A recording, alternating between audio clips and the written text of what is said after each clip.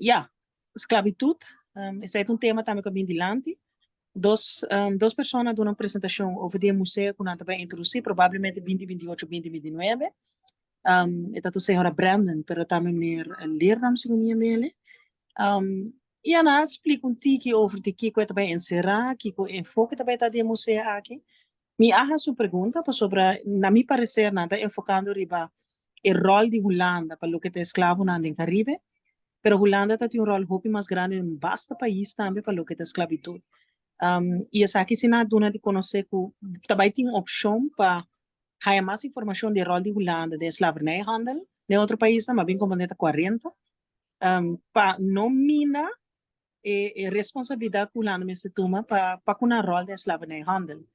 Pero não parece que solamente ja, de Caribische eilanden só está na pia de slavernijhandel, pero que tem muito mais países com Holanda um rol grande dentro. Então, aqui não também está tópico não com a vigilante, com a gente atenção. Me vou dizer se está dia na largo de vai bem, tem essa pergunta de outro não também.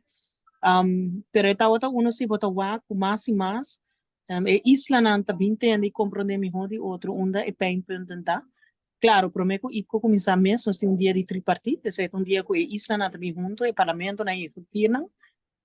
Onde nós estamos discutindo um rato, riba que linha nós estamos poni e parar. Tema que também vem dilante é a Koninkrijksconferentie.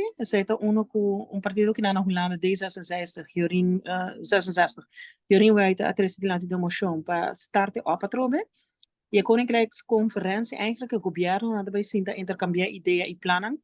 En eigenlijk parlement lo tem een toehoudersrol op bij waak. Ja, falo um tique mais cerca que planan lotar.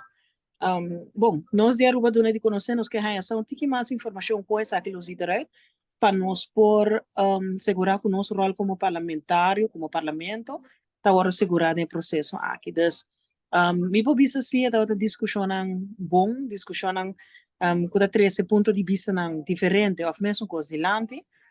E essa aqui nada tema não com seguro nós três também é de seguinte e que lo sigue, o qual está na Aruba, começamento de 2024. Micha, para lo que ja, geschillen regeling dan dat er agenda. Zij zien, nou, atende com eigenlijk naar choice. Exato. Não, nós não atendemos com geschillenregeling ainda. Último dia que nós reunimos, sim, nós atendemos com essa aqui. Dentro de partidas, em nós mesmos, o parlamento na de Isla, nós está Aruba também com um conceito, nós Aruba te são encarregados com essa aqui. E de lo que me compreender, o último tripartite também.